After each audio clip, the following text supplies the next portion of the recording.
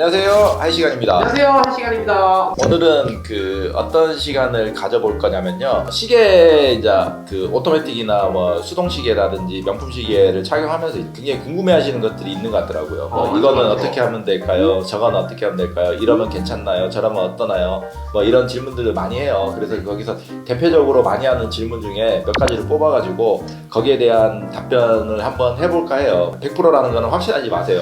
혹시나 저 때문에 뭐 시계 망가졌다 이러면 곤란합니다. 제가 말하는 게 만약에 아니라고 하시면 밑에 댓글을 달아주세요. 일단은 제 경험에서 우러나오는 거고, 그 다음에 시계에 대해서 잘 아시는 뭐 장인분들이라든지 시계 수리하시는 분들한테도 들은 것도 있고 여러 가지들이 있으니까 그 부분에 대해서는 뭐 제가 봤을 때는 크게 벗어나지는 않을 거라고 생각을 해요. 첫 번째 질문 한번 해보세요. 네, 제가 질문 한번 드려볼게요.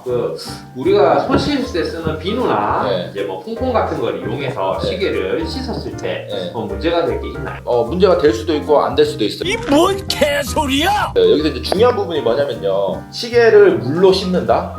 세제로 씻는다는 거는 물에 담근다는 거거든요, 맞죠? 그렇죠, 네. 그럼 여기서 제일 먼저 조심해야 될 게 뭘 것 같아요? 방수. 그렇죠. 그게 1번이에요. 방수가 안 되는 시계를 우리가 지금 물에다 넣으면 안 되지. 안 돼!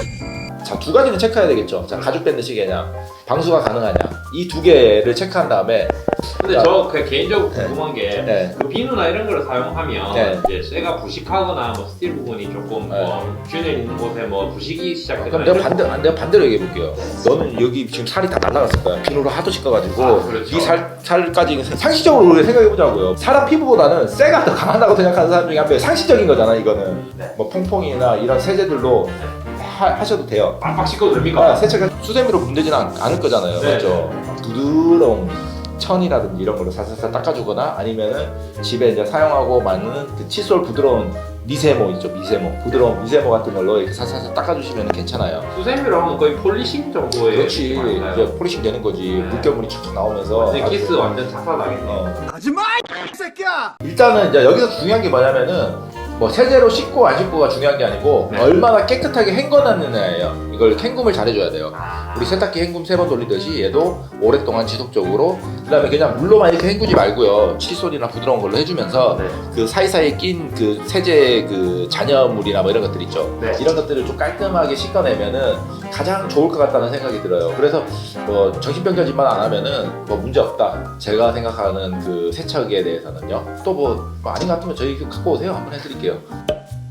자, 두 번째 질문은 그 시계를 보관할 때 저희가 이제 와치 와인더라는 걸 사용하잖아요. 꼭 거기에 보관을 해야 하는지. 일단 워치 와인더는 취향인 것 같아요. 그거는 뭐 본인의 선택인 것 같고. 네. 자, 워치 와인더를 쓰는 이유는 내가 시계를 여러 개 갖고 있어요. 네. 오토매틱 시계를 여러 개 갖고 있다고요. 그럼 뭐 가끔 가다가 이렇게 바꿔 차잖아요. 내가 착용하고 있지 않은 다른 시계들 있죠. 네. 걔들은 멈춰요. 그렇죠. 멈출 때마다 시간 맞춰야 되죠. 그거 자체가 불편할 수도 있어요. 굉장히 짜증나고 힘들고. 뭐 그런 행위들을 하기 싫을 때는 자기가 갖고 있는 수량만큼의 워치 와인더가 가장 편하겠죠, 일단은요. 그래서 워치 와인더가 좋은 거예요. 좋은 거고, 뭐 보기 좋고, 뭐 이런 부분인 거지. 까리하다 아닙니까? 네, 워치 와인더를 쓴다고 해가지고 뭐 시계 안 쓴다 해가지고 시계가 나빠지거나 그럴 일은 없어요. 그리고 워치 와인더는 좀 잘 사셔야 돼요. 그래도 어느 정도 인지도가 있는 브랜드를 구매하시거나 네. 어느 정도 인증이 된 제품을 구매하시는 게 좋을 것 같아요. 그 브랜드라고 단정 짓지는 않을게요. 뭐 예를 들어서 뭐 중소기업에서 만들었던 뭐 다른 데서 만들었더라도 이 구동이나 이런 것들이 원활하게 되는 상품, 뭐 하다못해 뭐 조절이 된다든지 뭐 여러 가지들 기능들이 있는데 그것도 뭐 고려해서 사용을 했으면 좋겠고. 워치 와인더에도 명품 브랜드가 있나요? 있죠. 구벤지르백이라고 뭐 이런 거는 막 1000대 막 억대 가는 워치 와인더들이 있어요. 워치 와인더가요? 예, 비싼 거 많아요. 시계보다 비싸네요. 예, 그 다음에 뭐 울프도 있고 뭐 하이덴 뭐 한 여러 가지가 있어요. 뭐 되게 많은데 비싼 거 사면 좋겠지만 워치 와인더의 단점이 뭐냐면요, 그래도 좀 규모가 있고 이런 데는 괜찮은데 대부분 이제 좀 싼 모델들은 안 좋은 게 뭐냐면은 모터가 좋지 않은 걸 제가 보니까 쓰는 것 같아요. 내구성이 좋지 않은 걸 써가지고 또 이게 24시간 계속 돌아가는 거잖아요. 네. 그래서 망가지는 경우들이 되게 많아요. 그래서 이거 뭐 AS도 못 받고 버리는 경우도 많기 때문에. 몇천만 원짜리요? 몇 천만 원짜리는 좋겠죠, 아저씨. 저가도 괜찮아요. 저가도 괜찮은데 차이나라고 안 좋은 건 아니야. 아, 차이나도 그래요? 그 얘기하려고 했지. 네. 차이나라고 안 좋은 건 아니에요. 차이나도 좋은 물건들은 되게 좋아요. 근데 뭐 여러 사람들이 써가지고 평이 좋은 거, 브랜드가 없더라도 좀 그런 거를 좀 선택하면 좋지 않을까라는 생각을 해요. 네, 저 다음 질문은 그 해외 스탬핑이랑 국내 스탬핑이 따로 있잖아요. 이 두 스탬핑의 차이점이 많이 있나요? 있죠. 이건 분명히 존재는 하는 것 같아요. 일단은 어느 나라에 가도 있죠. 자국 스탬핑을 가장 선호해요. 그건 뭐 우리나라라서 대한민국 스탬핑이 좋은 게 아니에요. 만약에 대한민국에 홍콩 스탬핑 깔려 있죠. 홍콩 애들은 홍콩 스탬핑 갖다 주면 제일 좋아해요. 맞죠? 자국 스탬핑을 가장 선호해요. 그게 흔히 말하는 우리가 말하는 선골이라는 그건데 그건 어쩔 수 없어요. 부정할 수가 없어요. 그거는 확실한 것 같고 근데 문제는 뭐냐면은 자 국내하고 해외하고 있다고 해서 이게 시계가 틀리거나 뭐 다르거나 뭐 이런 건 아니라는 거예요. 똑같아요. 그리고 웬만한 브랜드들은 다 월드 워런티 정책을 하기 때문에 AS를 받거나 이런 워런티 기간이라든지 이런 부분들도 동일하게 적용을 받아요. 동일하게 적용을 받기 때문에 해외 국내가 뭐 시계가 틀리거나 혜택을 뭐 다르게 받는다 이런 건 아니에요. 단 예외는 있어요. 요즘에 최근에 이제 일부 브랜드들에서 국내 스탬핑만 AS를 접수를 해준다든지 월드 워런티 적용이 안 된다든지 뭐 이런 브랜드들이 몇몇 있어요. 그리고 뭐 최근에 뭐 그런 소리들을 많이 하더라고요. 뭐 최근이 아니고 오래전부터 그런 얘기했어요. 뭐 해외 스탬핑은 나중에 AS 맡길 때 뭐 다시 스위스로 보낼 때 관세 나온다. 솔직히 그런 경우를 저는 이때까지 시계하면서 한 번도 본 적은 없어요. 일단은요. 자 다음 질문은 그 시계에 요즘 필름 작업 많이 하잖아요. 필름을 붙이는데 그 작업을 꼭 해야 되는 걸까요? 아니 그거는 뭐 솔직히 꼭 하든 말든 내가 하라고 해도 자기들 할 거 아니잖아요. 맞잖아요. 맞죠. 하고 싶은 사람 하는 거고 하기 싫은 사람 안 하는 거죠. 이것도 뭐 호불호가 나뉘는 것 같아요. 어떤 사람들은 무조건 하는 사람도 있어요. 근데 어떤 사람은 죽어도 싫대. 죽어도 싫다는 사람이 있는데 이거 뭐 내가 뭐 죽어도 싫다는 사람한테 갖고 와보라고 내가 붙여줄게 이럴 수는 없는 거잖아. 그래서 이거는 지극히 개인적인 거예요. 개인적인 거기 때문에. 선생님은 개인적으로 어느 쪽이십니까? 저는 새 시계 사면 무조건 할 것 같아요. 할 것 같아요. 예. 그냥 심적으로도 편할 것 같고 뭔가 그냥 그런 느낌이에요. 우리가 뭐 하세요 마세요라는 이런 경계는 아닌 것 같고 본인의 선택인 것 같아요. 그리고 필름을 하실 것 같으면 필름왕으로 가세요. 자 다음 질문은 저희가 이제 시계를 착용하다가 기스나 이런 부분이 생기잖아요. 이제 그러면 폴리싱 작업이라는 걸 하는데 이제 그거를 했을 때 이제 시계의 감가 부분에 대한 걱정이 있어서 여쭤보거든요. 이것도 솔직히 제 얼굴에 침 뱉는 걸 수도 있어요. 같은 업자이기 때문에 아주 오래전이에요. 제가 시계 배우기 전부터 이제 상행했던 행위들인데 자 시계를 어떤 사람이 차고 왔어요. 근데 폴리싱을 했어. 했다고 쳐요. 예를 들어서 그분이 왔는데 업자 입장에서는 그때는 되게 어두웠던 시절이거든요. 이 시계 시장 자체가. 이 시계를 싸게 살 수 있는 방법이 뭔지 아세요? 싸게 살 수 있는 이 시계 가격을 후려친다고 그러죠. 흔히 말하면 예전 말로는 예를 들어 뭐 보증서가 없다든지 뭐 초침이 삐뚤어졌다든지 어떻게 삐뚤어졌다든지 여기 큰 찍힘이 있다든지 뭐 이런 거 같으면 모르겠지만 그게 아닌 다른 뭘로 흠을 잡을 거는 이제 폴리싱도 이제 거기에 들어갔던 거예요. 그 범주 안에. 그러면 업자 입장에서는 뭐냐면은 사장님 폴리싱 한번 하셨네요. 이게 가격 많이 떨어지는데 이런 느낌인 거야. 이런 얘기들이 오랫동안 누적되고 적체되고 입에 입을 건너가지고 이렇게 하면서 문제가 생긴 거예요. 그리고 그때 당시에만 해도 폴리싱이 기술이 좋지가 않았어요. 지금의 기술만큼. 물론 장비나 이런 것들 때문에 그런데 지금은 약간 좀 다르고요. 근데 솔직히 요새 업자들은 폴리싱 하고 안 하고에 대해서 별로 신경을 안 써요. 오히려 아마추어들이 더 신경 쓴 거야. 이제 야 폴리싱 했냐 안 했냐 뭐 폴리싱 하면은 뭐 안 좋다 물론 안 좋은 경우도 있어요. 못하는 사람한테 했을 때 이럴 때는 저는 문제가 있다고 생각해요. 특히나 금통시계 같은 경우는 예전에 이제 어떤 얘기하면 금이 얼마나 많이 깎이는데 중량이 줄어들겠지. 지가 무슨 뭐 전자저울도 아니고 어떻게 알아 그거를. 맞잖아요. 지가 처음 나올 때 이거 몇 g인 줄 아냐고. 맞아요. 문제는 그게 아니에요. 무게가 줄고 요즘에는 기술이 좋아가지고 진짜로 폴리싱 얇게 라이트하게 잘해요. 그런 것들 때문에 그런 거예요. 아니 폴리싱이 뭐 나쁘다 좋다가 아니고 시계 더러워졌으면 깨끗하게 쳐야 되는 건 당연한 거 아니에요? 맞잖아요. 맞잖아요. 근데 그게 정상적으로 복원을 잘하는 기술자한테 맡기면은 크게 문제는 없어요. 근데 너무 많이 하면 문제가 되겠지. 근데 자 우리 두루마리패 당신이 이 시계를 샀어. 이 시계를 샀는데 10년을 찼어. 10년을 차면서 폴리싱 몇 번 할까? 저는 10년 차면 한 5번? 이 새끼 완전히 결벽 좀 한다네. 내가 그 정도? 야 네 말대로 하면 2년에 한 번씩 폴리싱 한다는 건데 그런 또라이가 어딨어 솔직히.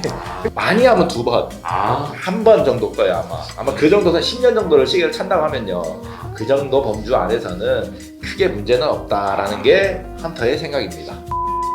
다음은 우리 시계를 사다 보면 이제 오버홀에 대한 부분을 생각해야 되는데 뭐 D케이스 쪽에 백케이스 쪽을 열거나 이런 걸 좀 극도로 싫어하시는 분들이 있어서 오버홀이 꼭 필요한 건지 아니 그러면 시계 평생 500을 안 하고 차야지.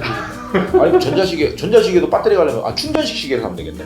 고장 안 나는 충전식 시계. 애플워치인가요? 거기? 그렇지. 애플워치도 고장 나면 뚜껑 열어야 될 거 아니에요. 그렇죠. 충전식 시계가 그나마 제일 안정적이겠네, 맞죠? 배터리 갈 필요도 없고 항상 충전을 하면 되는 거고 뚜껑 열 일이 없겠지. 오버홀은 필수예요, 필수. 이건 선택이 아니에요. 어느 정도 시간이 지나면은 해줘야 되는 게 당연한 거예요. 차로 따지면 뭐냐면요, 멍청한 놈이 엔진 오일하고 미션 오일을 10년 동안 안 하고 계속 타는 거랑 똑같은 경우예요, 이거는.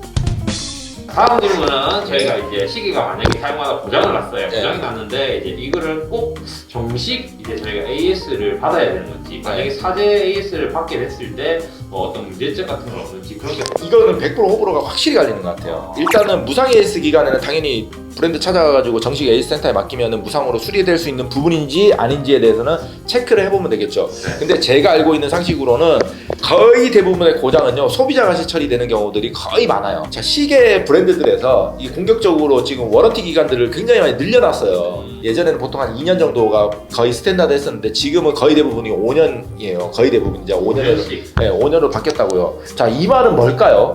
저 브랜드들이 바볼까요? 아니죠. 너네한테 내가 더 서비스를 많이 해줄게 라는 마인드로 저렇게 했을까요? 아니요. 그럼 뭘까요? 뭔가 그냥 고장은 일단 안 날 거고, 네. 고장이 나도 네. 뭐 너희 과실이 클 테니 네. 이제 너희의 돈을 내가 빨아먹겠다 이런 느낌. 정확해요.